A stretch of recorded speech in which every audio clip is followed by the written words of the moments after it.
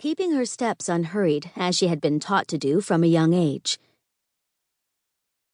It did not matter that she was so clearly different from the others. She had to act like a proper Fjordland lady at all times, or suffer Lady Tyruk's wrath.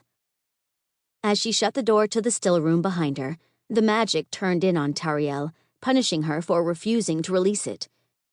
She gritted her teeth as a vicious headache pummeled her temples, and braced her hand against the stone wall to keep from reeling. These headaches had plagued Tariel since she was a small child. She knew they were directly related to her magic. Whenever she suppressed a flare-up, as she was doing right now, it created an intense pressure in her head. The only solution was for her to give it an outlet, but in Fjordland, where magic was shunned and witches were persecuted, wielding magic was a death sentence.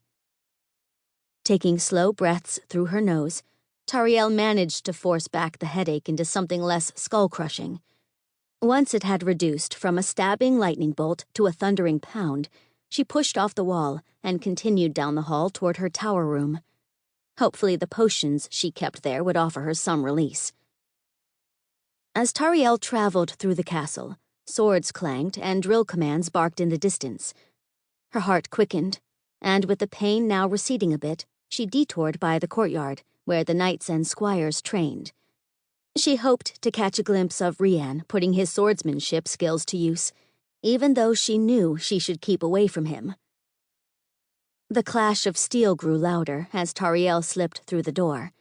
The guard just outside the entrance ignored her, and she ducked behind a tall hedge, hoping to steal a few minutes of entertainment. She so loved watching the men battle, the way their armor shone in the light as they parried and thrust, their bright gazes filled with intensity. Tariel knew she was not the only one who felt that way.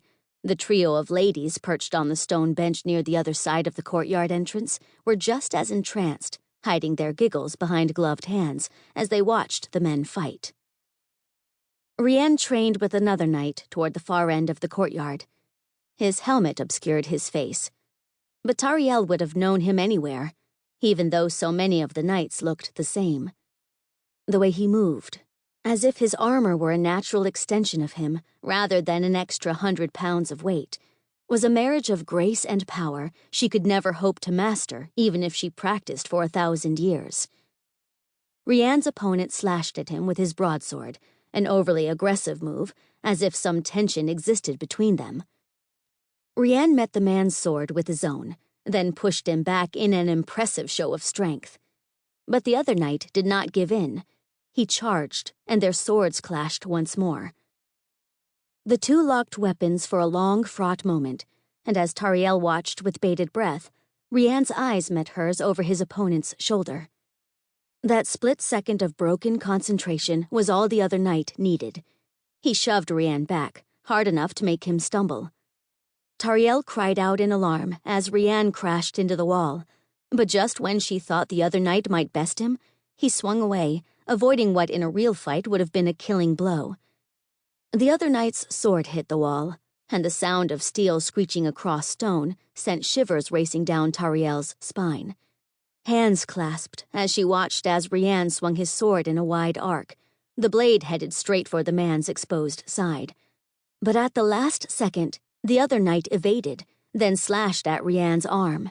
Blood sprayed through the air as the sword sliced flesh, the steel seeking purchase in Rian's inner elbow. Cries of dismay rose up from the ladies, and Tariel instinctively bolted forward, wanting to go to his aid, even though logically she could do nothing. "You!" Zoran, the captain of the guard, stepped directly in front of Tariel. She held back a scowl as she looked up into his grizzled face. His jaw was covered with a short, neatly trimmed beard that somehow did not hide the way his mouth turned down in displeasure as he glared at her. "What are you doing out here?" "I'm watching the men train," Tariel said, and she was proud that her voice did not tremble, even though the man tried to intimidate her. "Am I not allowed?" "Absolutely not." His eyes narrowed. He clasped a meaty hand around her shoulder, hard enough to hurt. "You are a distraction to my men, and I won't have you here tempting them with your wiles during their training. Be gone with you."